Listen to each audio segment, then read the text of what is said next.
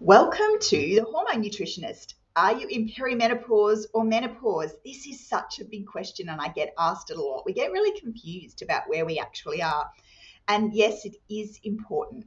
So if you're confused, keep listening. You are about the right age. And then you feel like you've got some less than desirable symptoms, but the testing shows that you're absolutely fine. This happens all the time. I hear this story all the time. Most doctors are now starting to refuse doing testing for perimenopause, and for a really good reason. It's actually so variable. Our hormones are so variable during the perimenopausal period that it is almost impossible to tell from one teeny tiny little snapshot whether or not we're in perimenopause. So often the FSH, the follicle stimulating hormone, will be skyrocketed. It will be really, really high, and that is a very obvious indication, but not always. And our hormones are in a constant state of flux, and at perimenopause, never more so than at perimenopause.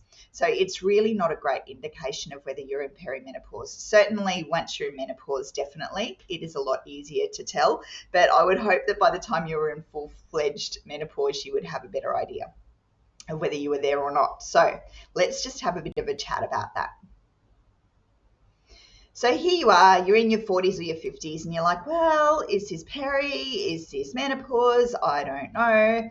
So it is more than age-based. But just to give you a rough idea, perimenopause can start as early as 35 years, but generally speaking, it doesn't start until you're kind of in your early to late 40s.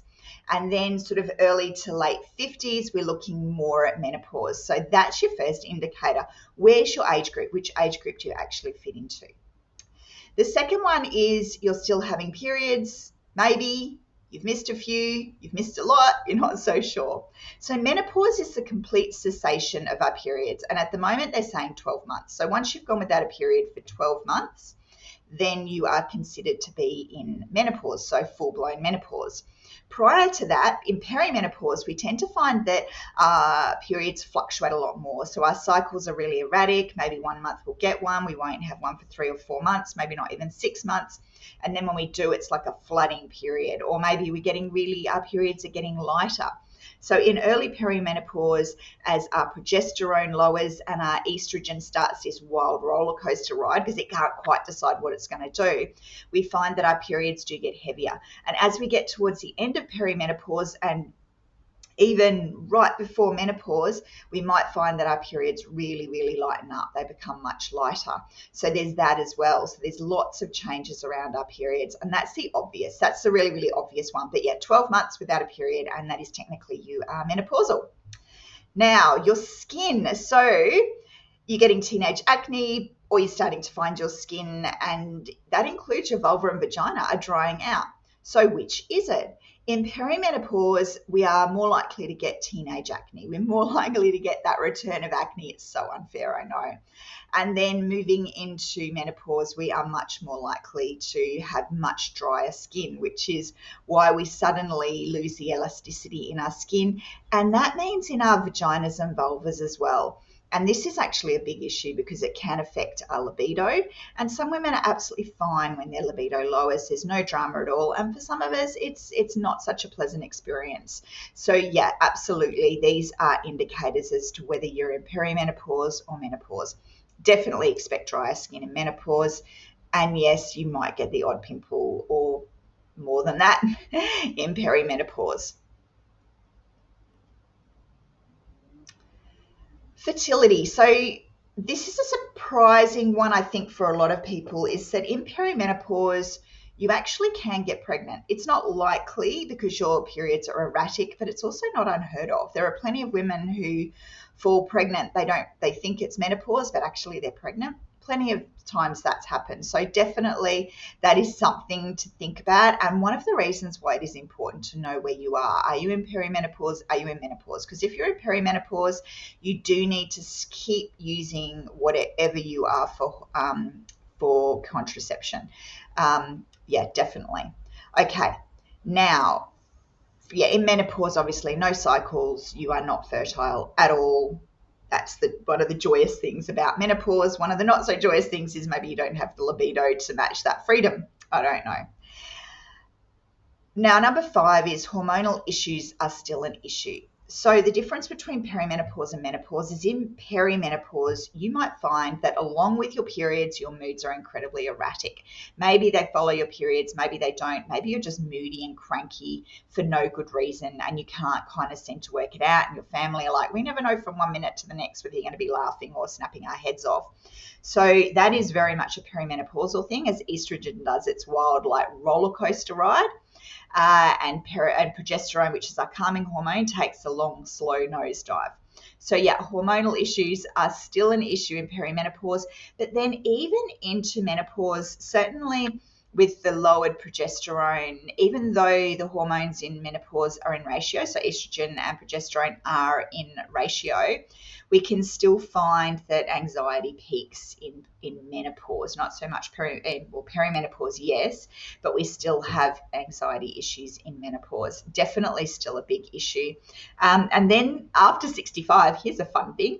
After 65, our testosterone actually rallies. So after 65, we get a bit of an increase in testosterone, which might actually account for the cranky old woman thing that we hear about.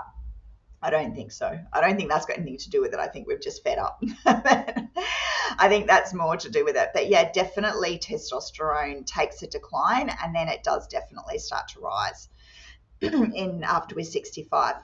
Very interesting. And then 6 is you are totally over the crankiness. And yes, I've just spoken about that more or less. You're totally over the crankiness. You're totally moody, but then coming into menopause, you'll find that will settle down. Like I said, anxiety can still hang around, but for the most part, that moodiness generally levels out in menopause. Perimenopause, it can be appalling. It can be really difficult for some women. They really struggle with it. 1 minute they're crying, the next minute they're angry, work becomes an issue.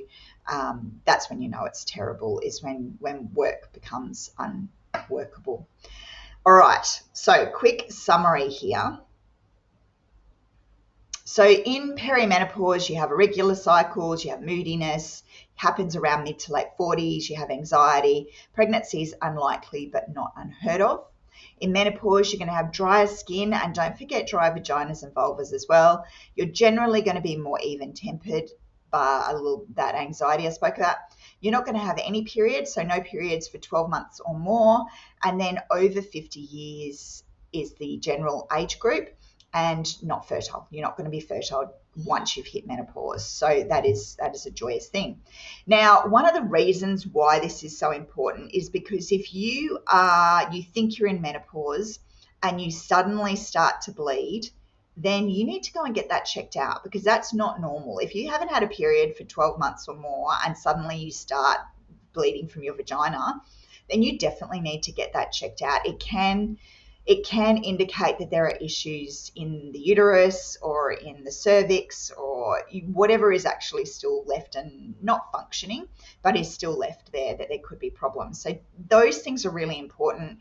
Other things, migraines are quite common in perimenopause, but then, and still you probably need to get those checked out. But then, menopause, if you haven't had a migraine for a really long time and suddenly you start getting them, then you might want to get that checked out as well. So a lot of things that we no longer seem to have in menopause, because we don't have that fluctuation of hormones, if they suddenly start to pop up again in menopause, you do need to get it checked out.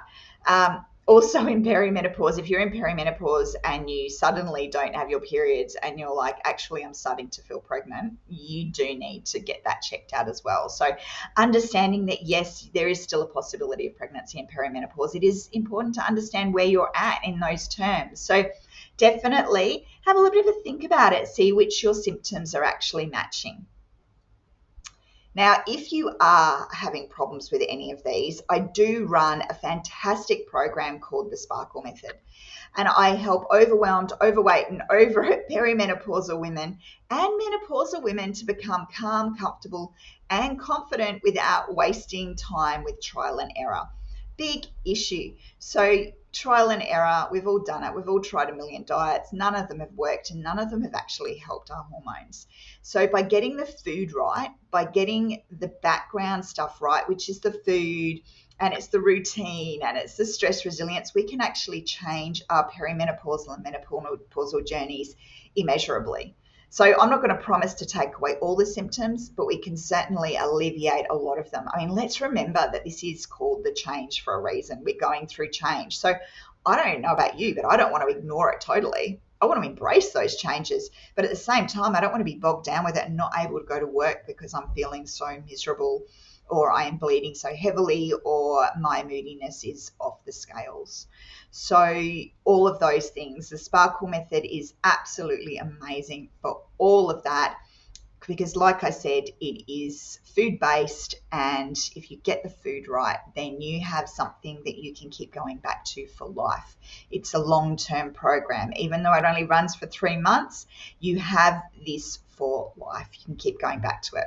So definitely consider that if you are struggling through perimenopause or even in menopause, because you can still have symptoms in menopause for lots of different reasons, and they're worth getting checked out as well.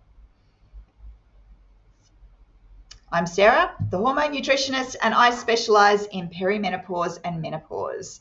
So go and check me out at the Hormone Nutritionist on Facebook and Instagram. And obviously, like this channel. Lovely to see you here. Bye.